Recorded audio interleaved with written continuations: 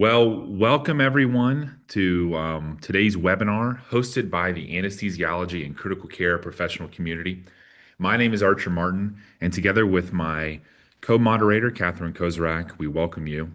We're going to be discussing a recently published consensus statement from the ISHLT. This actually was a three-part publication, and there's going to be additionally an in-print editorial from the entire author team in January's edition of JHLT. This was a wonderful project that we had 28 different co-authors from around the world, multidisciplinary perspectives on how to best use ECLS in the perioperative setting of lung transplantation. Today we have three speakers. I first want to introduce Professor Anna Reed. Professor Reed is a consultant physician in the NHS at Harefield Hospital. She's also a full professor at Imperial College, and she has specialization of immunology and other research interests. Professor Reed is going to be talking about the preoperative considerations for ECLS of these highlights. So I'll go ahead and give it to you, Professor Reed. Thank you so much.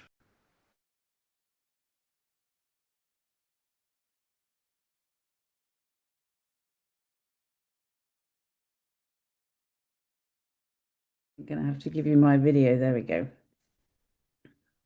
Thank you very much for the introduction, Archer. My name's Anna Reed. I'm a lung transplant physician from Harefield Hospital in London, and it's a real pleasure to be here tonight to talk about the use of ECMO in the pre-transplant phase of lung transplantation, so bridging to lung transplant. So I'm presenting on behalf of my co-chairs. Olaf Mercier is a surgeon from Paris, and Archer Martin obviously is an anesthesiologist from Florida. So a real pleasure to be here today. So we were asked back in 2021 to start to develop a consensus statement, the first multidisciplinary consensus statement that looked at using ECLS in transplantation. We wanted to look at all phases of the patient journey. We had 28 international experts, and for the preoperative phase alone, we came up with 50 statements. It's over a 30,000 word document, so 15 minutes to present that is not very long, and I'm going to try and give you just the highlights and some really important themes. I'll focus on part one, and then later speakers are going to focus on parts 2 and 3. So what we wanted to do was to create a really practical how-to guide when you've got your patients that you're considering for ECMO bridging to transplant, or when you've got a patient on ECMO. Now, ECMO in and of itself is quite simple. In theoretical terms, you take blood out of the patient, you put it through an oxygenator, and you put it back into the patient. So it's really quite simple, but it's a supportive mechanism. It doesn't treat the patient at all. And really, we've been using ECMO as bridge to transplant since the 1970s. But it was really only until the seminal publication by the Hanover team in 2010, where they reported good survival by keeping patients awake on ECMO as a bridge to transplant, that it really started to take off within the field of cardiothoracic transplant. And I think we've led the world in terms of innovation and keeping patients awake, and how to get patients through transplant and through the complications that are often associated with transplantation. I wanted to point out at this point, there's a real fundamental difference when you're thinking about supporting a patient to transplant on ECMO than when you're looking after a patient who's presented for the first time with severe acute respiratory failure, who probably had normal underlying lungs before they got sick. And it's really important when you're setting up your ECMO bridge to transplant program that you recognize this fundamental difference, because the way you treat your patients, the way you manage the patients, the way you think about complications, the way you think about strategies needs to be fundamentally different directly because of this. And how are they different? First of all, the trajectories of your patient are completely different. Your patient with severe acute respiratory failure comes in extremely unwell and often acutely sick in many ways with multi-organ problems, and they get better over the course of their trajectory. Whereas your patient who you're trying to get to transplant, they'll often come into the hospital unwell from a single organ failure perspective, but they get progressively worse and they become progressively worse candidates for transplantation. And it's really got to remember that they've got bad lungs to start with, and the only option to get them out of ECMO is transplant. So you have to absolutely preserve them in a physiological state in an optimal way as much as you possibly can. So the goals are different. In severe acute respiratory failure, we're trying to recover the acute lung injury. We're trying to protect the lung. We need to use protective strategies, protective ventilation. We need to protect them against trauma, barotrauma, etc. And we'll often have the patient sedated and paralysed and in bed. Whereas in transplantation, they hopefully are not quite as sick and not so septic. The lungs are not such a priority because actually those lungs are coming out. So the strategies when you're thinking about what you're doing with the lung is quite different. They might also be on ECMO for a significantly longer period. So the three paramount requirements when we're thinking about ECMO bridge to transplant, if there's nothing else you remember from my talk today or reading the 30,000 plus words that we created for the pre-op statement, it's these three things. Your patient needs to be awake and conscious. They need to be actively mobilizing and they need to be not critically unwell at initiation of therapy. If we go back to number one, when I say awake, in an ideal situation, what we tend to try and do in London at the Harefield programme is wherever possible, we'll cannulate the patient awake. This can be really quite difficult, particularly if you've got a patient with very, very high oxygen demands, a patient who's very scared, very anxious. One of the strategies we've employed in order to achieve this is active use of our psychology team, and I'm very pleased that Melissa Sanchez is here with us on the call today because she has been instrumental in some of those techniques and being able to get your patient cannulated whilst they're awake and avoiding the need for general anaesthesia is really very important. I would say almost across the board, whilst it feels like a really stressful thing for both patient and team to do, the minute you flick the switch on the ECMO to turn the machine on, the patient feels better and you get this sense of relaxation as they improve, as their oxygenation improves. Number two, really important to keep the patient mobilizing. We want to avoid critical care neuropathy. We want to avoid patient going into an actual transplant without the physical ability to get up and mobilize immediately post-transplant as much as possible. And really, this concept of not being critically unwell at initiation is important. We do consider patients who've got a degree of renal impairment as a result of some of their antibiotics, but if you're starting to get into anuric renal failure, it gets very difficult to get them through transplant. So that's also really important.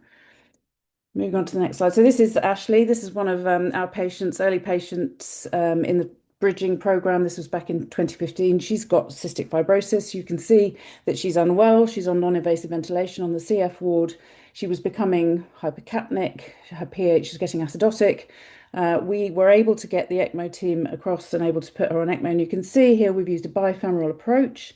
She's much more relaxed. We did not intubate her to cannulate her. But she immediately got much more relaxed, and we were able then to get her over to the transplant unit into the ITU. We were able to get her up and about, mobilizing in order to get her transplanted, and she was never intubated before her transplant. That I have to say is one of the most important factors in getting these patients through and to transplant. Another really important thing to consider is choosing your patient. And I think the success of ECMO bridging and the success of bridging programs really relies on choosing the right patients who are going to do well. In the UK, the way that works is that the physicians who know the patients from waitlisting, it tends to be the physicians who are involved mainly in putting patients on the waiting list, are the sort of gatekeepers of that. But it's really a multidisciplinary approach. There are so many people involved in getting patients through transplantation, and ECMO is absolutely one of those multidisciplinary areas. So good candidates, preferably single organ failure, everything else working properly. They need to be relatively fit and strong and able to get through the ECMO bridge phase, but also through the operation. Younger patients do better. Historically, patients with non-interstitial lung diseases, it used to be mainly the CF population, but obviously they've got cafeteria, so don't need transplant in the same way that they used to do. But ILD patients, if you choose them well and if you can get them transplanted, also have good outcomes. Preferably, the patient should be known to the transplant team and have a good chance within a realistic time frame of actually being matched with an organ. And this depends really on what happens locally within your local healthcare system.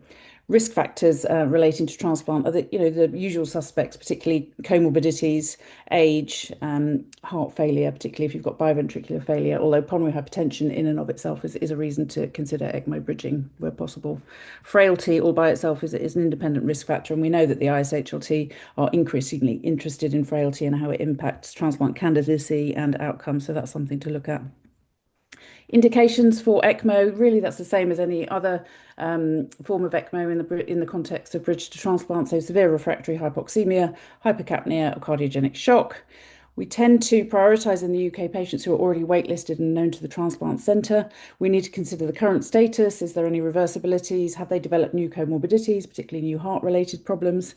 We try wherever possible to semi-electively cannulate the patient and get the patient onto ECMO in a controlled situation, because emergency cannulation in the middle of the ward or in the middle of the ED often is associated with increased risk of complications. So we try to avoid that wherever possible.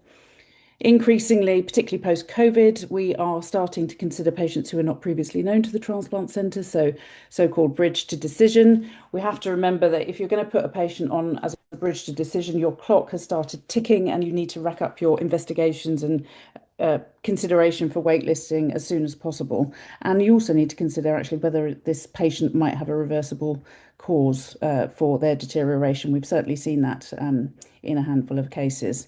There are many other factors to consider, which I won't go into, and I'll refer you to the consensus statement to have a look at those. The modalities of extracorporeal support are to remove CO2, so the no-lung devices, VV ECMO, which would also add oxygen, and VA ECMO, which provides additional cardiac support. Now, these modalities get more complicated and more invasive to the patient the higher up you go. So you need to consider exactly what you're doing, exactly what you're trying to achieve, and what your end goal is. And I think that is, as I said at the beginning, one of the most important factors. Again, when you think about cannulation, and we cover this in much more depth in the actual statement, should you go peripheral, should you go central? There are different requirements for both of those approaches. Peripheral ECMO cannulation is much more common. It's much easier to do this in the intensive care unit. Our anaesthetists and intensive care colleagues tend to do this. We can do this in awake patients with minimal sedation. Got to remember that limb ischemia is a risk. Central cannulation, particularly for VA, obviously requires a surgeon. It's harder to mobilise the patients, but actually it is possible to mobilise the patients. And we all have patients on different forms of ECMO and Levotronics type support for heart transplantation who have similar tubes coming out of their chest. So it is possible, but it's really important when you're cannulating the patient to think about how you're going to get the patient up and moving around in the context of bridge to transplant. Should we keep it simple? And I put this X-ray up as a reminder. We had a patient very early on in our process who came in with hypercapnic respiratory failure, not hypoxic, in the context of cystic fibrosis. We put him on an overlung. Immediately, we put him on the overlung. He wasn't able to get out of bed. It was one of the femoral devices. He was not able to do physio, and his lungs completely solidified over the course of about 3 or 4 days. And it wasn't long before we had to upgrade the system to VV ECMO. And in that context now, we would always just start straight away with VV ECMO, because the CO2 devices, whilst they're less invasive, do come with problems. So you need to be thinking strategically what's likely to happen to this patient over the next days to weeks when you're starting to put your patient on ECMO. What about pulmonary hypertension? This is another area that I am very interested in. Why is it an issue? Well, it's an issue because the heart can go into heart failure, but also it can influence your ability to anaesthetize your patient. It can influence your ability to get the patient through a successful intubation. We had this patient again a few years back now. This is a 4-chamber view of her heart, and this is a really extreme case. She had idiopathic pulmonary hypertension. This is a 4-chamber view. I'm a respiratory physician, so I won't apologise for that. But you can see that her left ventricle is completely squashed. Her right ventricular pressure on echo was about 174 with a systemic pressure of 80. How she was able to walk around, I've got no idea. But we were able to put this lady onto peripheral VA ECMO, which allowed decompression of her heart and allowed her heart to recover just enough for us to be able to get her to transplant. And she had a bilateral lung transplant, not a heart and lung transplant. She's still very well many, many years later. So it's just about thinking about the physiology and thinking about what's happening in your individual patients. This is her after she's been put onto ECMO. You can see she is well, she's awake, she's mobilizing, and she's not critically unwell. We kept her awake on ECMO for, I can't remember how long, it was several weeks before we actually transplanted her, but she is still extremely well and very fit and healthy today. So that's what we want in our ECMO bridge patients. Managing patients on ECMO, this is all about managing the complications, and this is very similar to any patient on ECMO. There are general problems around infection, anticoagulation, particularly thinking about the drugs that we're giving patients. We're very fortunate today to have Hafer Lister on the call. She's a Harefield transplant pharmacist who has done a lot of work on how ECMO impacts drug availability, and we need to think about that because it's an emerging area. Research wise. We also need to think about the psychology and the palliative care, as well as thinking about the more obvious things like how is the heart affected, what's happening to the lungs, are we creating worse problems in terms of HLA matching and antibodies, and is the patient having a stroke? Is there any neurological problems? Are they delirious? How are we able to manage the patients? And in order to do this, we need a plan. We need a daily plan. We need a daily MDT, sometimes more, sometimes lots of mini MDTs. And it really takes a village. This is part of the Harefield ECMO bridging program. We've obviously got ECMO leads, we've got respiratory doctors, we've got transplant surgeons, anaesthetists, intensivists, pharmacists, psychologists, physiotherapists. You know, we really need to make sure that everybody's view is considered and respected in order to get these patients to and through transplant with a healthy functioning graft and able to get out of bed and not too psychologically scarred. I wanted to raise this. It's something we don't talk about very often in transplant ECMO, but when you've got your patient going onto ECMO, you're entering the end phase of their life. There's two ways they're going to leave the hospital. One is with the transplant, and one is obviously not with the transplant. It can be really traumatic. It's really important to try and gauge the views of the patient before they go onto ECMO. What would they consider was appropriate, what was acceptable to them? But if you're looking after patients that you're trying to get through transplant and you end up in this horrible situation where you realize transplant's not an option, you have to remember that that's very traumatic for everybody, and that includes the clinical team. We have to look after each other and have to think about this, particularly some of our junior nurses and more junior members of the team, because it can be really traumatic. So, final slide, final two slides. I know I've only got about 30 seconds. Got to remember these three things. And if you think about these three things at every point when you're considering how you're going to optimize your patient during their ECMO bridge journey, you need to keep them awake as much as possible, keep them moving around and hopefully not too sick. There is a point where you reach futility, and that's really hard to call it when everybody has put in so much effort. But transplanting a patient who is unconscious, sedated, and getting septic is only going to end really one way. We don't have enough organs to do that, unfortunately. So there are the top 10 takeaways. These will be published in the January. They've been published online, but will be in the January edition.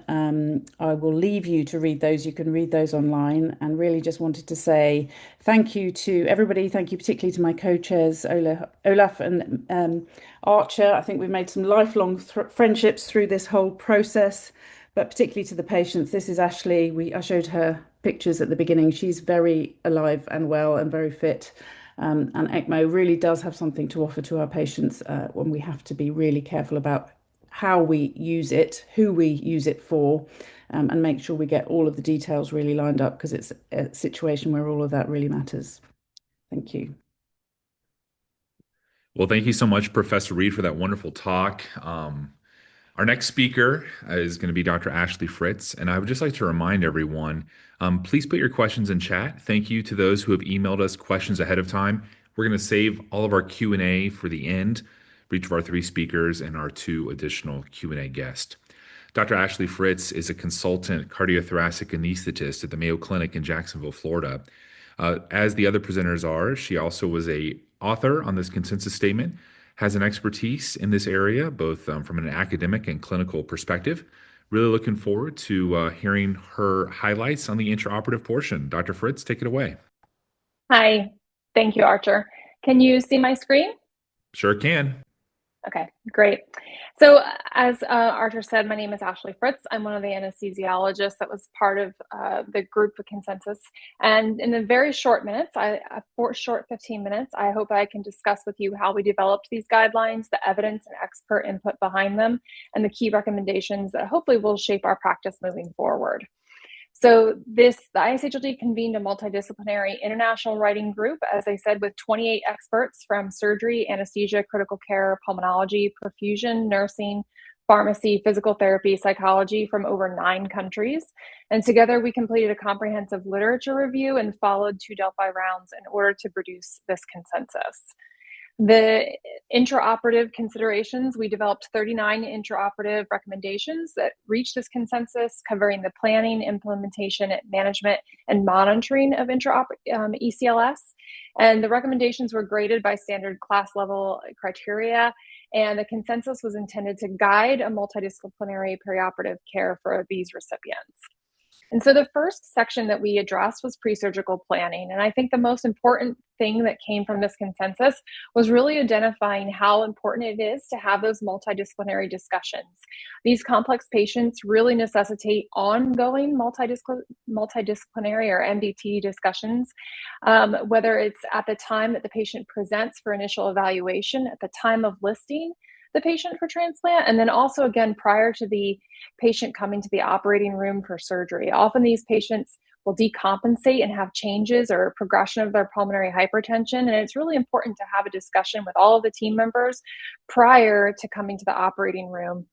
And as part of that discussion, one of the key discussions is whether or not the patient should be placed on ECLS, cardiopulmonary bypass, or off ECLS. And ECMO has been increasingly preferred over cardiopulmonary bypass for ECLS intraoperatively.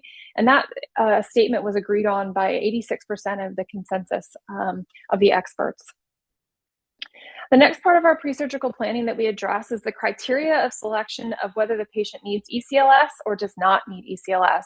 As this discussion is based basically on our ECLS criteria, we discuss whether the patient would need preoperative VV or VA ECMO used to a bridge of transplant.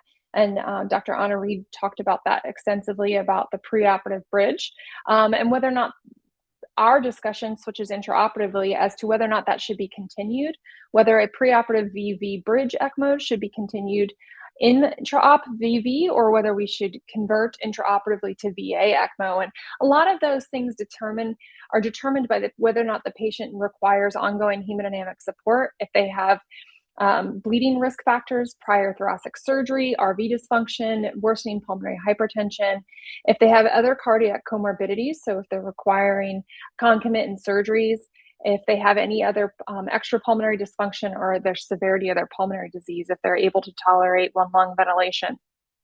And so the experts have come together to agree that you should consider switching from VV to VA to ECMO if hemodynamic support is needed, and that the individual decision on this transfer, whether it to be to VV or to VA ECMO, should really be based on center expertise and recipient characteristics, and again, relying solely and heavily on that multidisciplinary team discussion.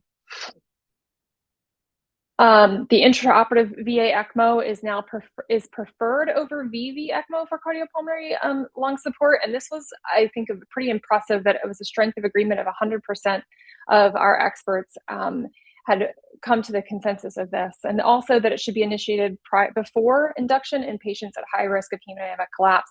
And so when I think about it at our institution, the patients that we're having discussions on whether or not we should have ECLS initiated prior to induction are patients that have severe RV failure or RV dysfunction as a result of severe pulmonary hypertension, patients that we think may have high-risk airways and that may have a collapse on induction.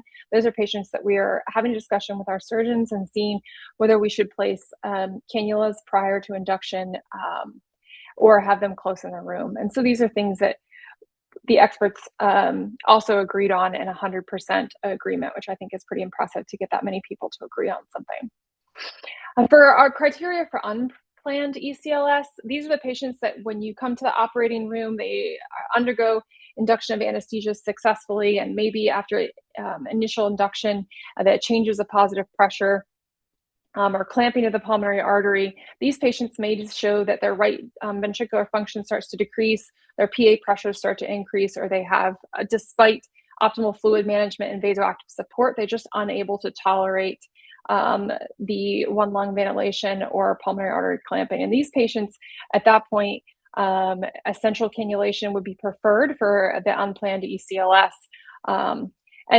Again, we talked about, or we can go back to talking about ECMO versus cardiopulmonary bypass. And I think patients that are having concomitant cardiac surgeries, at least at our institution, we will start on a hybrid ECMO system. So we will try to perform as much of the lung transplant as possible on VA ECMO, and then convert to cardiopulmonary bypass with full heparinization to perform those cardiac surgeries, whether that be a CABG or a valve abnormality that needs addressed intraoperatively. And the cannulation approach in our institution, we try to do a combination of a femoral and central cannulation strategy for patients that are non-emergent and intraoperative support only. If the patient plans to leave the operating room, then we will do peripheral cannulation, but central cannulation is preferred intra-op due to the ease of access, it's short-term support, and the peripheral cannulation, as I said, is preferred for postoperative continuation. And this, you should always consider the complication risks when choosing the intraoperative cannulation strategy, and data has been shown that central cannulation avoids peripheral vascular venous injury and arterial thrombotic complications. Some of the intraoperative things that we discuss are flow management and coagulation management. And it's really important to maintain a low but pulsatile flow through the pulmonary artery through the first gas. At our institution, we maintain pulsatile arterial flow, maintain an adequate end-tidal CO2 to make sure that we are maintaining that pulsatile flow. We try to minimize our FiO2, and it's continuously titrated to arterial blood glasses, but the lower the FiO2 possible, the lower the risk of developing primary graft dysfunction. A transfusion algorithm should be instituted to minimize blood product and usage, keeping in mind that in order to maintain that pulsatility on VA ECMO, it may require increased volume use over what we would traditionally think of our patients off of ECLS. Individualized institutions should have a prophylactic antifibrinolytics algorithm as well, and it should be individualized and characterized to the patient. And low-dose heparin protocol for VA ECMO should also be considered as long as adequate flows can be maintained. The anesthetic management was another intraoperative consideration where experts came together to find consensus, and we discussed about volume resuscitation, which I touched on a little bit earlier, but maintaining adequate pulsatile flow is important throughout the entire course of VA ECMO, and volume resuscitation should be used judiciously, but should be maintained in order to maintain adequate flow. Utilization of the lowest feasible FiO2 possible during graft reinflation and during reperfusion is important to try to prevent primary graft dysfunction, and pre-ECLS and regional anesthesia. And so although it's not contraindicated, a lot of institutions will place a preoperative epidural or immediately postoperative epidural. Those things should be taken in consideration with the patient's anticoagulation management that will be continued intraoperative. So patients that may require intraoperative cardiopulmonary bypass for concomitant cardiac surgeries may not be the best candidates for epidurals preoperatively placed, especially if there's fear that there may be a traumatic placement or a difficult placement, and those patients should be considered as an individual setting, given all their comorbidities and their surgical indications. The volume monitoring and guidance management, it should rely on continuous multimodal monitoring, including echocardiography, urine output, end-tidal CO2, and end-tidal CO2 should serve as a qualitative and semi-quantitative indicator of transpulmonary flow during intraoperative VA ECMO. And so again, this is something that in our institution, our anesthesiologists, resident CRNAs are continually monitoring and maintaining pulsatile arterial flow and end-tidal CO2 to make sure that we are maintaining that adequate flow while on ECMO. TEE is also used as a continuous guidance, and the assessment of intracardiac preload should be limited due to the offloading of the cardiac output and should be used in context with other monitors, so your SWAN, urinary output, and end-tidal CO2. The TEE on our institution, we often will wait until we have separated from ECMO and perform a complete echocardiographic evaluation to assess to make sure that the pulmonary vascular anastomosis are appropriate. There's not increased velocity, the size is appropriate. And it's often important to remember that the evaluation should be conducted after separating from ECLS to get an accurate assessment and accurate measurements. When we discuss criteria for weaning ECLS, it's important to establish, again, a multidisciplinary weaning guidelines, ensuring that there's cardiopulmonary optimization, including your fluid status, your vasoactive medications, inotropic support, your ventilation before support is withdrawn. And in our institution, we will often draw gases as we are minimizing support and have a discussion with the perfusionist, surgeon, anesthesiologist, and we'll gradually reduce flow. And over the reducing flow, we'll assess our ongoing ventilatory demands, vasoactive requirements, and make an assessment whether or not the patient is a candidate to be weaned from ECLS. Postoperative ECMO should be prolonged when you do incur high ventilatory demands, reduced graft compliance, or refractory right ventricular dysfunction are present. The decision on whether the patient should be on prolonged VV or VA ECMO would be based on how the patient's instability is progressing, whether it was a primary graft dysfunction, ventilatory struggles, or whether the patient was showing RV dysfunction would deem whether the patient went on VV or VA ECMO in the postoperative period. And then the intraoperative ECLS outcomes in future, the experts recommended larger multi-center studies needed to clarify the patients that benefit most from ECMO, and that the ISHLT registry should expand and include detailed perioperative data to evaluate this intraoperative ECLS and the effects on outcomes, and that the advances in the technology would include low or zero heparin protocols and have a scientific evaluation to assess the impact on coagulation. And I thank you all for the time. Archer, hopefully I stayed within our 15 minutes. You sure did, Dr. Fritz. Thank you so much for that excellent overview of the intraoperative portion. Our final talk before we move to Q&A is going to be from Professor Marcelo Seipel. He is the director of the Toronto Lung Transplant Program, and he is going to be talking about the third document, the postoperative considerations. And as noted before, all questions, you can put them in chat, and we'll have Q&A afterwards. So Marcelo, go ahead and take it away. Thanks so much, Archer, and thanks for the invitation. I hope you can see my slides here. Yes, I'm going to talk about the portion of post-operative ECLS from the guidelines. Just a few introductory slides here. These are some of my conflicts of interest, not related to this talk. I think we're all familiar about the main indications for ECMO, including ARDS, lung transplant, intraoperative support, cardiogenic shock, trauma. And in lung transplantation, as you heard in this talk, bridge to transplant, intraoperative ECMO, and then postoperative ECMO, which I'm going to cover here.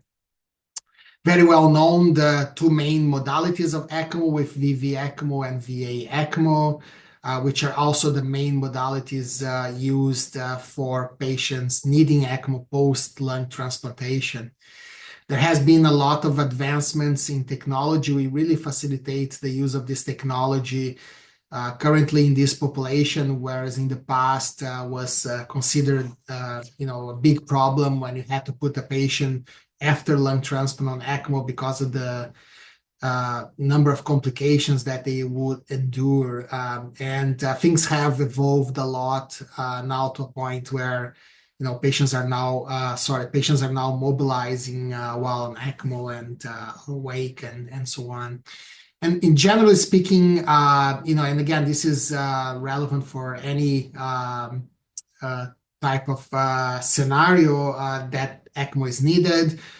When you have more hypercapnic failure, using a low flow VV ECMO is sufficient. For hypoxemic failure, VV ECMO, and when you have pulmonary hypertension and RV dysfunction, then veno-arterial ECMO is the most used one, although there are a few other modalities which are also explored and can be quite helpful. Now, focusing more on the consensus statement for postoperative considerations, one of the first recommendations was the prolongation of ECMO in patients with pulmonary hypertension, primary pulmonary hypertension, to decrease the risk of primary graft dysfunction. There has been many publications, especially from the Vienna group in this area, where doing primary pulmonary hypertension patients and prolonging them on ECMO for the first few days after lung transplant would facilitate the recovery of these patients, especially helping decrease the flow into the left side of the heart, which oftentimes is more rigid and can lead to significant pulmonary edema and PGD. The second aspect is when, outside the pulmonary hypertension patients, when you finish your second lung implantation, when should you consider, keeping the patient on ECMO?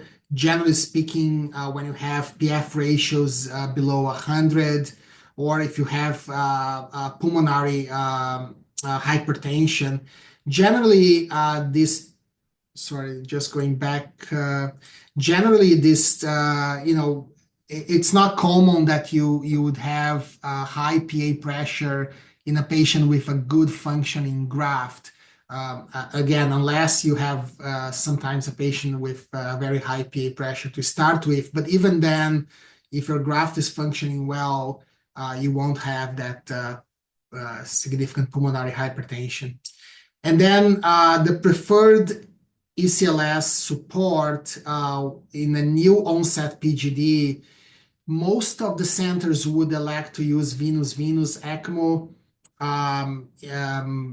with the exception if you have, again, some cardiac dysfunction, generally speaking, RV dysfunction, that's when you would consider VA. Now, you have to put things in consideration when to choose these.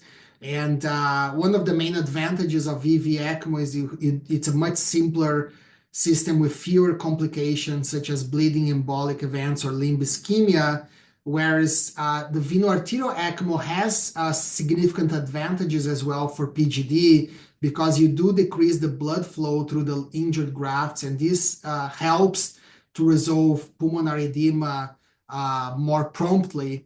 So even though most centers still prefer to use VV ECMO, if you look at, for example, the Vienna data, because they use a lot more VA for PGD, their time on ECMO is like 24 to 48 hours in general, whereas centers that use VV ECMO for PGD, patients stay on ECMO as an average of a longer period of time than 1 to 2 days. And the main reason for that is because, again, you help resolving the edema quicker on VA ECMO, but you have to be aware that you're trading that off with a higher risk of ECMO-related complications. And I think that's the reason why most centers still choose to use VV ECMO. Now, if a patient is going to the transplant with this artery pressure, pulmonary artery pressure, suprasystemic, if this patient develops PGD post-implantation, I think this is a type of patient that you would prefer to stay on VA ECMO post-op. I think almost every other patient you can start with VV ECMO because even when you have some RV dysfunction, oftentimes that is related to the hypoxemia and hypercapnia. And once you initiate VV ECMO, you do cause some pulmonary vasodilation and better performance of the RV as well, once you correct the acidosis and so on. So it's not wrong to always try to start on VV ECMO and see how things go, again, with the exception of the primary pulmonary hypertension patient, I think. Now, it's very important to approach these patients in a multidisciplinary team. In terms of specific situations where you may consider maintain the patient on central cannulation. So let's say this patient, you want to keep them on VA ECMO, and you don't have a good peripheral access. For example, it's a small patient, small artery, or you're going to leave your chest open anyways because you have some, bleeding issues, or the lungs are very swollen from a bad PGD. I think those are situations where keeping a central cannulation would be quite reasonable. I think in pediatric patients, we would also mostly elect to leave on central cannulation if we need to prolong the ECMO. Limb ischemia is very important to avoid, of course, and if you are on peripheral ECMO, you always should have a distal perfusion cannula. Usually use a 6 French distal perfusion cannula, and of course, these provide good perfusion. So this is, again, just to show a picture here. If you're doing a cut down, then you can easily access distal perfusion cannula. If you're doing percutaneous, you can also do that with an ultrasound-guided approach.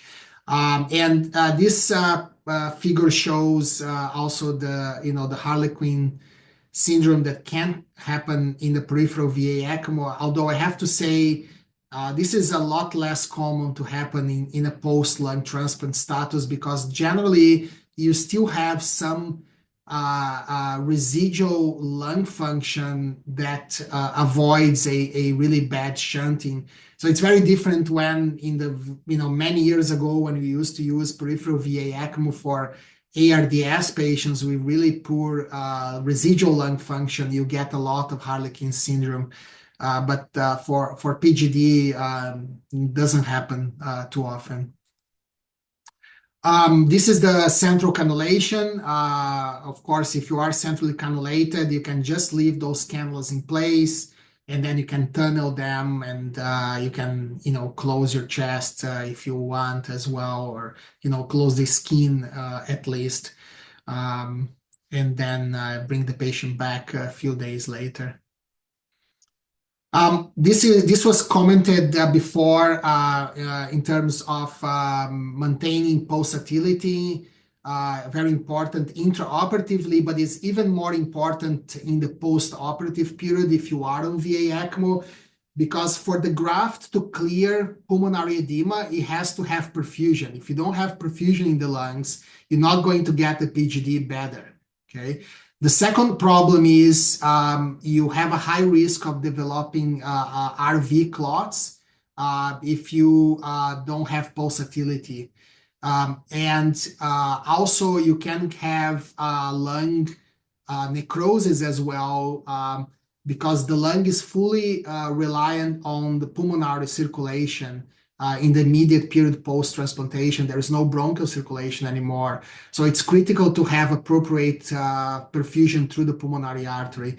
And there are several ways to measure this, such as, the Swan guns or capnography, and so on. And this is kind of the ideal curves that you want to achieve in that setting. Sometimes the patient is bleeding, and then the automatic action is to increase the ECMO flow to improve the blood pressure. This happens in the ICU at 2:00 in the morning. And when you get there, the patient has, good mean pressure, but it's a flat line, right? And that's a really bad problem in that patient population. You need to catch up on volume and make sure they are ejecting. In terms of, just to finalize, heparin, you can stay off heparin for the first 48 hours, not a problem. And, once, in terms of weaning ECMO, you start weaning the flow and the sweep. When the lung graft function starts improving, you should do a trial of sweep off. There's no consensus about how long the sweep off should be, but certainly at least a few hours of sweep off prior to the cannulation. And then the weaning of VA ECMO then is by decreasing the flows, and you can do a rump study as well. And and see how the patient is doing at that point. And sometimes you can also de-escalate from VA to VV, and that's often a good option prior to complete weaning. So this is something should be considered as well, just as a side note. In patients that have you want to extubate on postoperative ECMO, I think that's an option as well. You can wean first the ventilation and then the ECMO second. And especially, of course, if you do have a bronchial complication, VV ECMO can be very helpful to avoid positive pressure ventilation and help bronchial healing.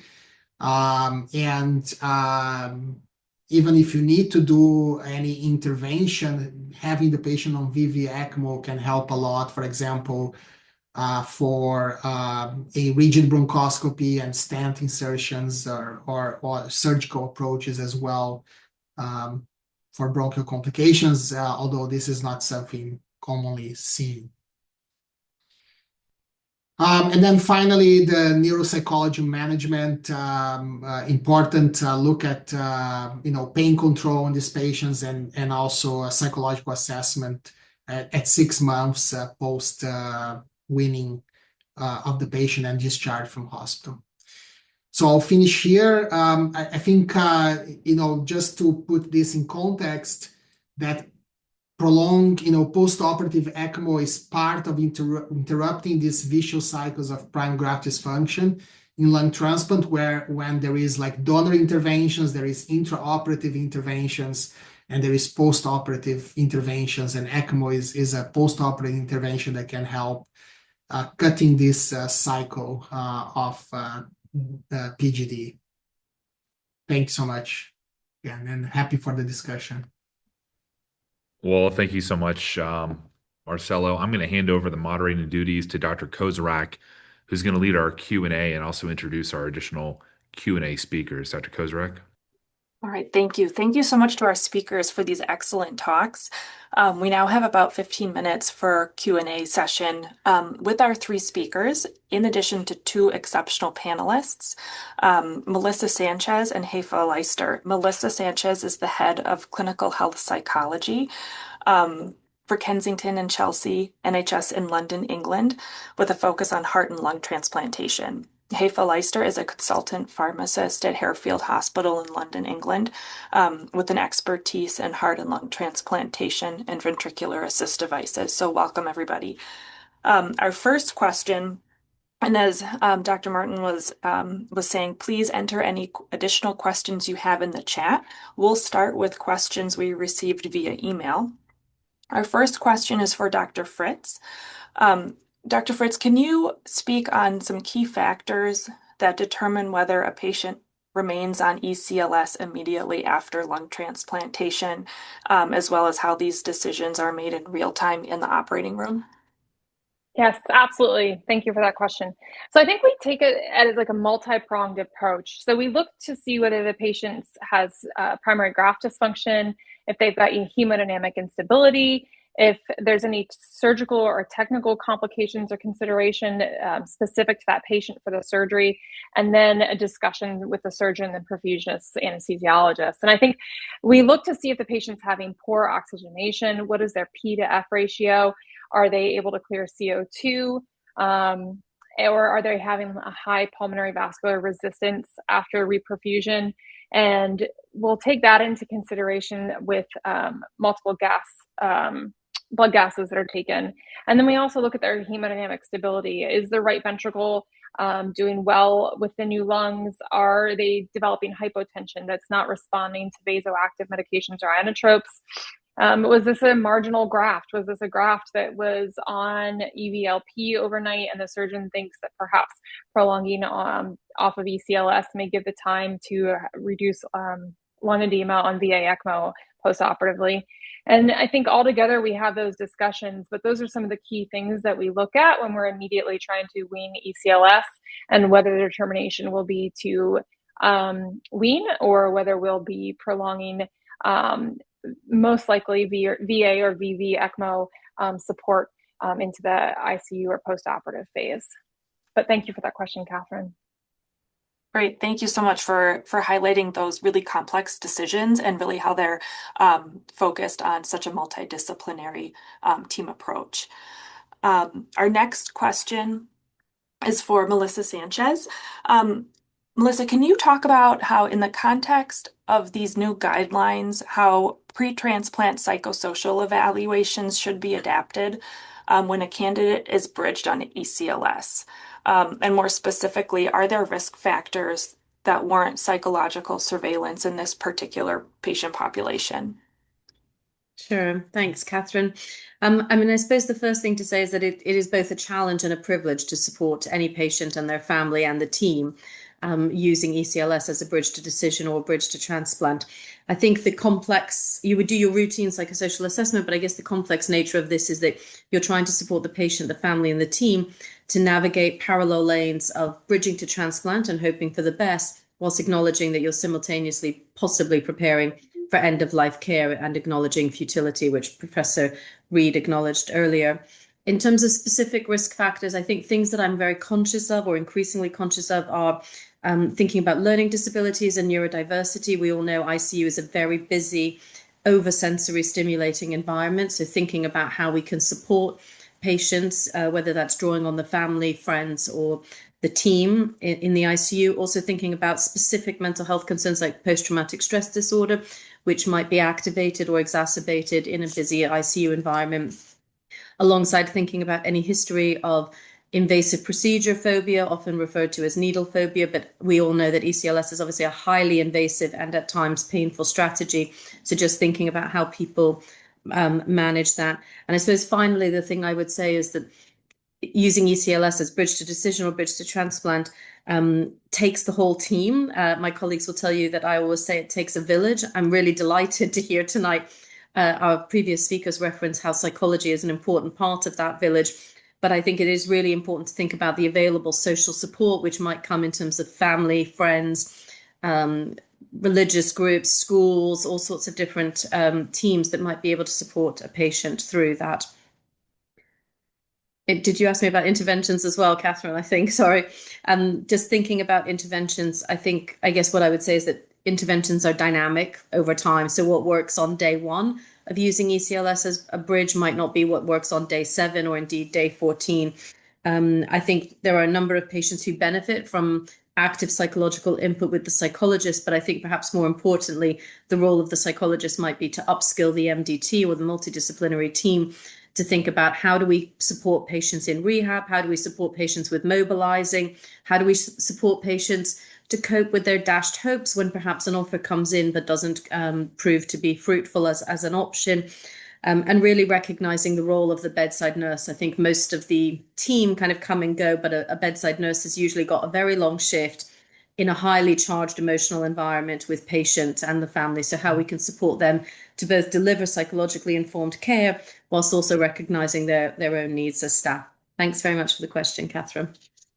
Thank you so much for that really thorough answer for what is a very complex question. And we really appreciate your insight into how the psychosocial aspect of lung transplant is really impacting the guidelines and how important this aspect of care is becoming, and it's really becoming a tenet of our perioperative care. So thank you for your insight there. Our next question is for Hefa. Hefa, can you please talk about or tell us a little bit about what since we now know about what we know about antifungal and antibiotic pharmacokinetics and pharmacodynamics on ECMO, how should we move beyond standard ICU dosing of these medications to implement therapeutic drug monitoring guided dosing in real time? Right. Thank you, Catherine, for that question. So obviously being a pharmacist, this is kind of the thing that makes me very interested. So we've known for many years that lots of drugs can be quite sticky onto plastic. So it's not too surprising to find that ECMO, which has such a long tubing and surface area, that we might lose some drugs to that plastic and probably giving patients subtherapeutic dosing. And then we don't know whether those drugs then come back out of the tubing and the surfaces back into the system. So even though you think you might have stopped a drug, it might start coming back again. These are all theoretical.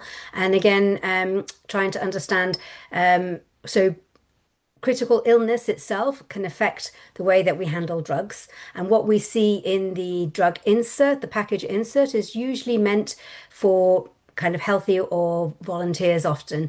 So trying to extrapolate that to this complex patient group can be quite challenging. And I think what we need to do is look at more studies that are PK studies, try and engage with technologies that can do real-time drug levels that we can do by the bedsides, and add that into, model-informed precision dosing, because patients change over time, their clinical and physiological states as well, and obviously whether you change your circuit, whether all those kind of things can potentially have factors into it. And I'm quite conscious there's only a few minutes left for the next few questions, but thank you again for the question. Great. Thank you so much for commenting on that and what obviously becomes a very complex pharmacokinetic and pharmacodynamic environment. Our next question is for Dr. Reed. Dr. Reed, can you talk a bit about how centers should be defining gatekeepers for ECLS bridging decisions so that initiation of ECMO as well as continuation of ECMO as a bridge to lung transplant are governed by evidence-based criteria that are consistent rather than escalation that's driven by individual clinician bias?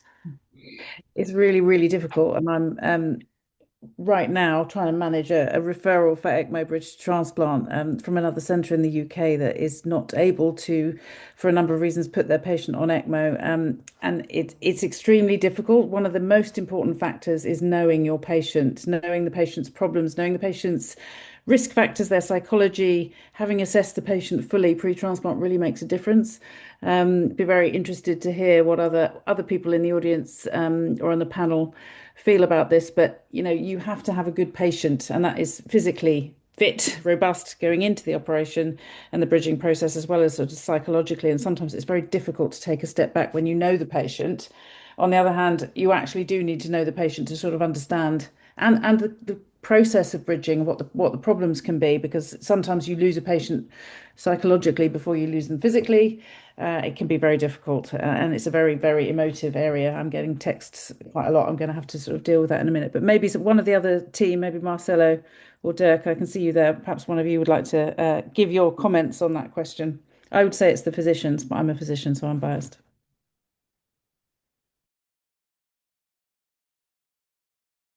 Great, thank you so much. Does anybody else on the panel like to comment on that? I guess I would just add that we've talked about risk factors. So I suppose one of the benefits of knowing your patient is that often the focus is on risk factors and stresses, but also by knowing your patient, you get to know a lot about their strengths. And most people in this situation have coped a lot with illness already, or have had other difficulties if it's an acute illness in their lives that they've managed. So the benefit in knowing your patient is that you can draw on their strengths and the positive coping strategies or adaptive coping strategies that they already have. So there's usually a bank of them to pull upon. Great, thank you so much, Melissa. Yeah, normally we will decide about the eligibility of the patient at the time of listing. So we know way ahead, but for patients we don't know before, will be only for exceptional candidates. Okay, I agree with Marcelo, yes, the same attitude we have.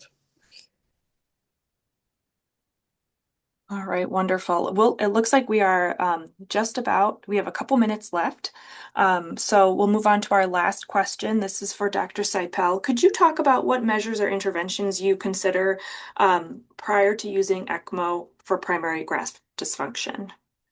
Yeah, so if you finish your transplant, second implantation, if you are on ECMO or not on ECMO, but let's say you start developing hypoxemia, if you try to win the ECMO, or if you're not on ECMO and you develop hypoxemia, we normally would first switch the double lumen tube to a single lumen tube, do a good bronchoscopy, clear secretions, start nitric oxide, and recruit the lungs, make sure you're properly ventilating, and the fluid status of the patient is adequate. And oftentimes these maneuvers would be sufficient to get the patient into the ICU stable without the need of ECMO. If you can't achieve that, then normally, again, we'll go to VV ECMO as the first choice. And as I mentioned before, even when patients are hemodynamically unstable, oftentimes we still start on VV ECMO because oftentimes correcting the hypoxemia and the acidosis, they improve the hemodynamics very quickly. And the only exception to that is, again, the primary pulmonary hypertension patient, where in that situation, we prefer to treat the PGD with VA ECMO or manage the PGD with VA ECMO. So unless there is, again, an extrinsic LV issue happening, I think VV ECMO will be sufficient for most of these patients to bridge the PGD. But again, this is kind of an evolving area because, some centers may say, wow, I don't even start nitric oxide.